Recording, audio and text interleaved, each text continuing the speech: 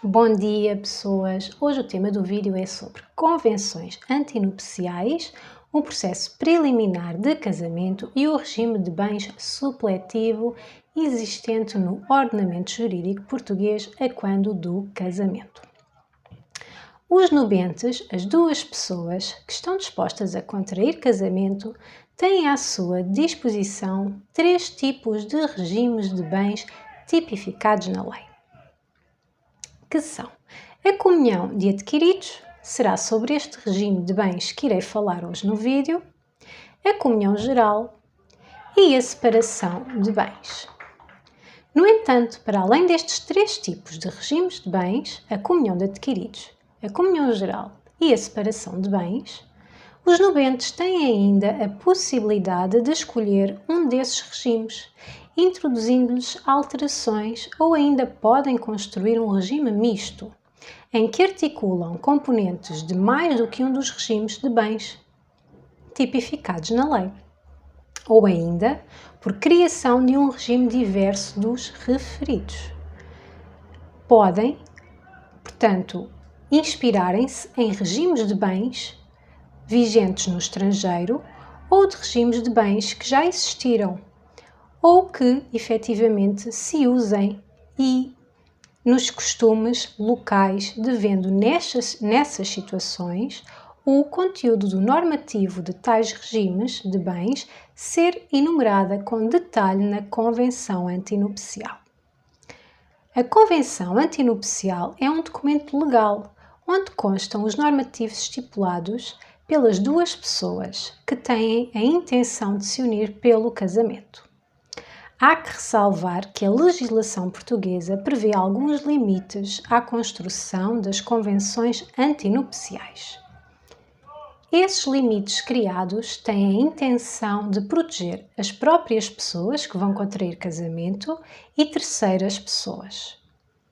Por exemplo, descendentes, filhos pré-existentes já dos nubentes. Não permitir que sejam convencionadas responsabilidades parentais para que as crianças futuras não venham a ser lesadas. Não permitir que sejam convencionadas responsabilidades conjugais, nem que sejam convencionadas alterações às regras sobre a administração dos bens do casal. A intenção é a proteção dos direitos e deveres que ambos os esposados têm que respeitar, bem como a proteção do património destes. As convenções antinupciais são celebradas nas conservatórias do Registro Civil ou nos cartórios notariais através de escritura pública. O Decreto-Lei nº 324 de 28 de setembro de 2007 veio permitir, portanto, fixar regimes de bens atípicos através da realização da Convenção Antinupcial no mesmo momento que a celebração do casamento nas conservatórias do Registro Civil, com ganhos resultantes da ausência de diversas deslocações e do pagamento dos dois atos em causa. Há muito mais a falar sobre as convenções antinupciais, mas fica aqui apenas uma amostra.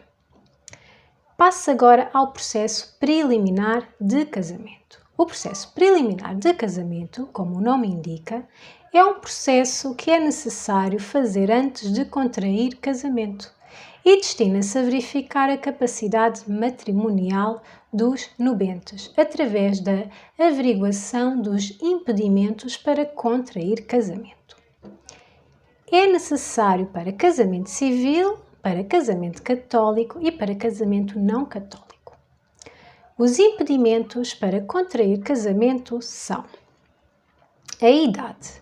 Portanto, a idade mínima é 16 anos. No entanto, os pais ou tutores dos menores com idade inferior a 16 podem autorizar a contrair o menor a casar. Portanto, podem dar essa autorização. Acontece que se os pais ou tutores não prestarem essa autorização, existe aqui um impedimento, para o menor contrair casamento e proceder, portanto, realizar aquilo que pretende casar. Esta autorização tem que ser prestada por ambos os titulares das responsabilidades parentais. Acontece que o conservador pode suprir a autorização de um ou dos dois pais se verificar que o menor tem suficiente maturidade física e psíquica e se existirem razões ponderosas que justifiquem a celebração do casamento. Bem, esta informação de exceção que aqui estou a mencionar foi retirada das anotações do Código Civil Português de 2017. A demência também é outro impedimento, portanto, para contrair casamento. Portanto, a pessoa que contrai um casamento tem que ter plena capacidade de entender e de querer. Alguém que ainda se encontre casado, portanto, também não pode contrair casamento, há a proibição de bigamia. O parentesco na linha reta ou quem exerça as responsabilidades parentais, portanto, não se pode casar pais com filhos.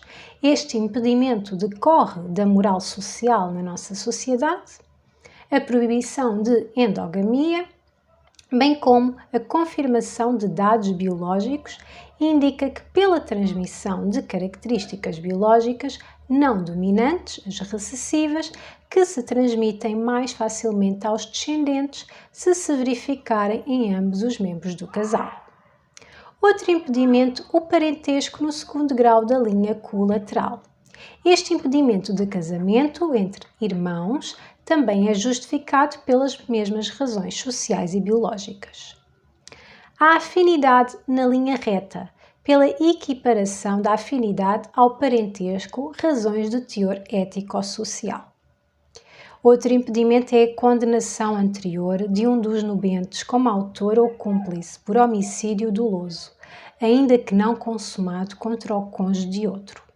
Justificações de razão de teor ético-social. O parentesco no terceiro grau da linha colateral também é um impedimento, é explicado pela reação social ao casamento entre tios e sobrinhos, bem como razões de caráter biológico. Quem exerce a tutela, curatela ou administra legalmente bens de outro, essas pessoas que estão ligadas por esses vínculos não podem contrair casamento entre elas. Este impedimento pretende proteger a parte mais frágil da relação para que não seja possível existir manipulação ou pressão da parte que está encarregue de proteger a contrair casamento e daí advir benefícios dessa união. A pronúncia do nubente pelo crime de homicídio doloso, ainda que não consumado, contra o cônjuge do outro, enquanto não houver despronúncia ou absolvição por decisão passada em julgado. Portanto, é outro impedimento que tem como objetivo evitar que se realize o casamento antes de proferida a sentença com trânsito em julgado. Nesta fase ainda não há, portanto, a condenação, ainda há aqui a dúvida, ou a absolvição, ainda há aqui a dúvida se existe crime ou não, no entanto, é uma medida de proteção. Recentemente, em 2019, foi revogado um dos impedimentos que estava relacionado com o prazo internupcial.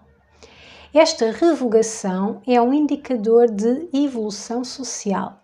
Este prazo impedia que, após o divórcio, não se pudesse contrair casamento, sem decorrer um determinado período de tempo. Mais grave ainda era a distinção que fazia entre homens e mulheres. O prazo para as mulheres era maior que o prazo para os homens. As mulheres tinham que esperar 300 dias após estarem divorciadas para se casarem novamente e os homens 180 dias. Mas felizmente esta norma foi revogada e esta distinção abolida do ordenamento jurídico português, que na minha opinião tem que ser por aqui o caminho da igualdade de géneros e igualdade também de outras questões. Bom, e quanto ao processo preliminar de casamento, fico por aqui. Passo agora ao regime de bens da comunhão de adquiridos. Este regime aplica-se no caso de os esposados terem acordado nesse sentido. Portanto, ambos foram-se informar e acordaram que querem se casar no regime da comunhão de adquiridos. Aplica-se também no caso de os nubentes não terem acordado nada sobre o regime de casamento. Portanto, não se informaram,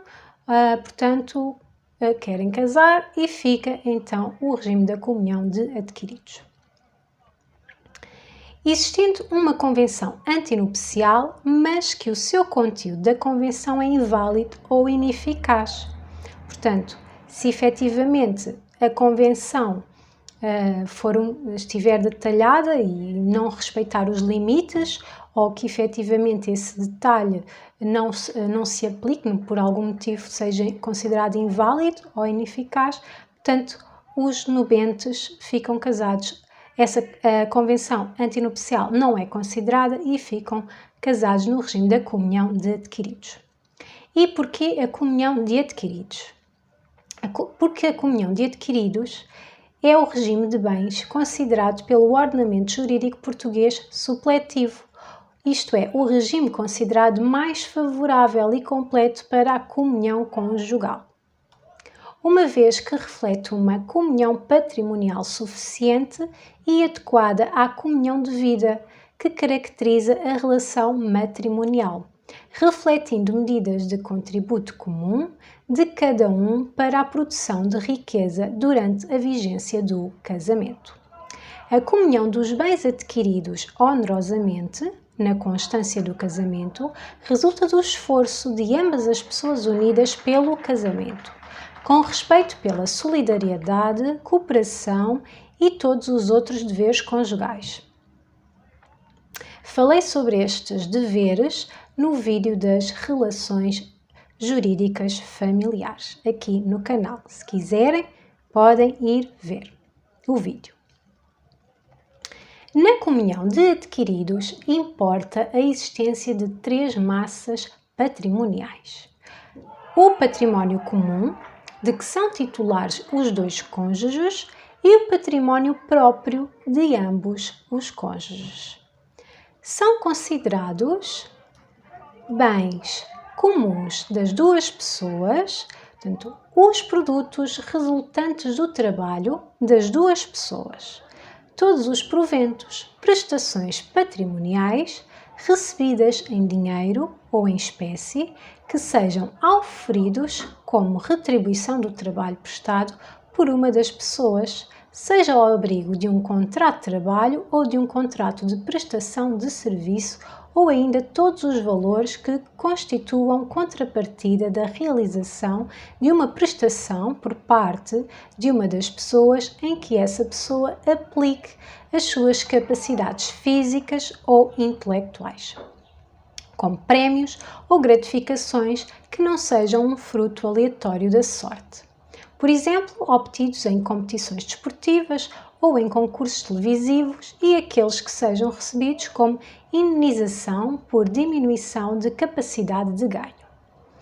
Também as pensões de reforma e os complementos de reforma, na medida em que são bens adquiridos em substituição de salários. Também são bens comuns os frutos, os bens, sejam eles naturais ou civis, gerados pelos bens próprios de cada pessoa, são considerados bens comuns do casal.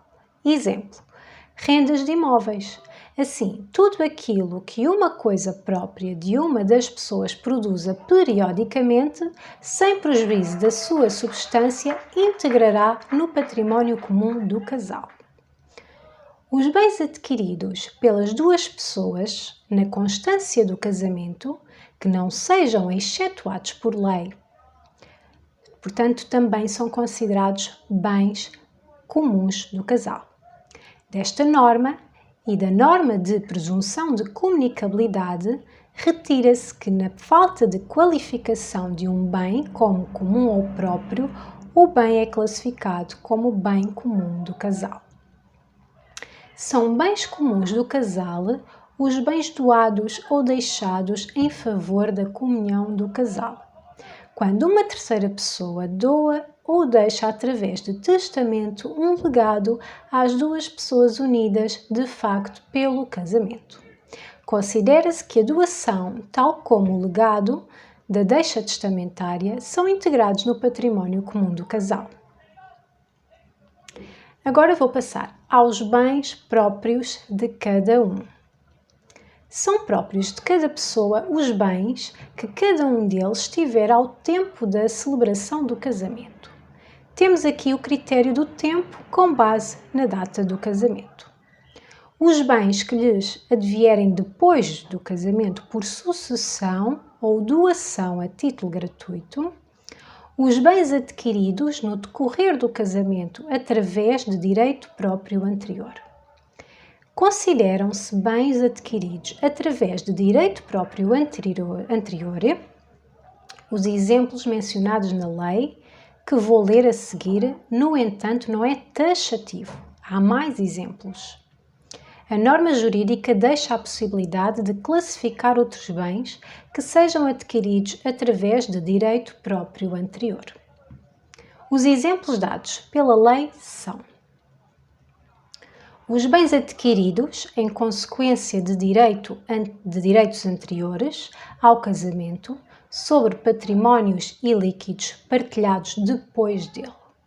Exemplo: uma cota de um património hereditário cuja sucessão se abra antes da celebração do casamento, mas cuja concretização em espécie, através da partilha hereditária, só ocorra na constância do casamento. Faz sentido, não é? Os bens adquiridos por uso capião, fundada em posse que tenha o seu início antes do casamento. Os bens comprados antes do casamento com reserva de propriedade. Os bens adquiridos no exercício de direito de preferência, fundado em situação já existente à data do casamento. Acresce ainda dizer que está salvaguardada a compensação eventual devida ao património comum. Por exemplo, se forem utilizados bens comuns para um pagamento eventual, uma quantia para a aquisição de um determinado bem considerado próprio anterior.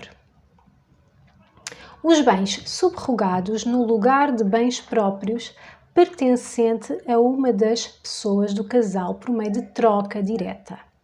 Temos o exemplo da permuta, a troca de um bem de uma das pessoas casadas por outro bem pertencente a uma terceira pessoa. No entanto, nestes contratos de permuta é comum que, devido à diferença de valores entre os bens, haja a necessidade de compensação monetária à parte que fica com o bem de menor valor. E nesses casos há que apurar a proveniência e classificação como próprio ou comum do valor aplicado para cobrir a diferença, se o bem de maior valor integrar no património próprio da pessoa casada. O preço dos bens próprios alienados.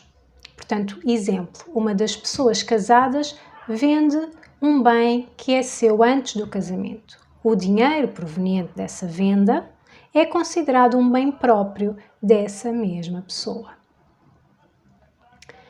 Também é bem próprio os bens adquiridos ou as benfeitorias feitas com dinheiro ou valores próprios de um dos cônjuges, desde que a proveniência do dinheiro ou valores seja devidamente mencionada no documento de aquisição ou em documento equivalente, com intervenção de ambos os cônjuges. Isto é, no contrato de aquisição dos bens, deverá constar a declaração de ambas as pessoas casadas que o dinheiro ou valor pertence ao património próprio de uma das pessoas, não sendo assim património comum do casal. Temos ainda a compropriedade, em que uma das pessoas casadas é proprietária de parte de um bem e uma terceira pessoa é proprietária da parte restante. Temos dois cenários. Um em que a pessoa casada opta por vender a sua parte e os proventos da venda são considerados bens próprios. Ou o cenário contrário, em que a pessoa casada opta por comprar à terceira pessoa a restante parte do bem.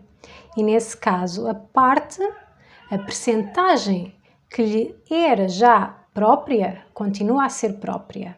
A restante adquirida terá que se apurar se o dinheiro utilizado para adquirir a parte restante é um bem próprio do casal ou um bem comum. São considerados ainda bens próprios de cada uma das pessoas do casal as acessões. Exemplo: uma coisa que pertence a uma das pessoas do casal se une, incorpora com outra coisa que pertence a uma terceira pessoa. A coisa incorporada é considerada própria do cônjuge e não do património conjugal. Outro exemplo, quando um bem próprio de uma das pessoas do casal é destruído ou demolido. Os materiais resultantes da destruição e da demolição são bens próprios. Ainda são considerados bem próprios quando um tesouro esteja escondido ou enterrado numa coisa móvel ou imóvel, numa propriedade exclusiva de uma das pessoas do casal. A metade desse tesouro, se o achado foi feito por terceira pessoa, é integrado no património próprio da pessoa casada. Ainda são bens próprios quando títulos de crédito ou de outros valores mobiliários próprios de um dos cônjuges vençam prémios de amortizações. Esses são considerados bens próprios. Por fim, temos os bens mix. Mix, apelidados por mim. A lei não os apelida de mix. São aqueles bens adquiridos em parte com dinheiro ou bens próprios e a outra parte com dinheiro ou bens comuns. Para considerarmos se esses bens vão para a esfera jurídica do casal ou da própria pessoa, é necessário ver qual a parte mais valiosa das prestações. Quem é que pagou mais? No entanto, se a prestação maior for classificada como bem próprio da pessoa do casal, para que haja reconhecimento na integração do bem no património dessa pessoa, é necessário que no documento de aquisição do bem ou do documento equivalente seja vertida a declaração da proveniência do dinheiro com a intervenção de ambos os cônjuges. Ambas as pessoas têm que declarar a proveniência do dinheiro e, portanto, que é efetivamente próprio e não comum do casal. Caso mais complicado é quando o valor aplicado na aquisição de um determinado bem é igual quantitativamente da proveniência de bens comuns e próprios. Nessa situação, existem diferentes entendimentos na doutrina portuguesa. Fica, porém, sempre a salvo a compensação devida entre patrimónios comuns e próprios das pessoas casadas, ou vice-versa, no momento da dissolução do casamento, do divórcio, portanto, na dissolução do casamento, não é? Que é o divórcio, e da respectiva partilha da comunhão. E com os bens mix, termino mais um vídeo. Vou deixar na descrição os artigos, a legislação que fundamenta o conteúdo deste vídeo. Portanto, tudo aquilo que eu consultei para criar este vídeo. Deixo-vos um beijinho, até ao próximo vídeo.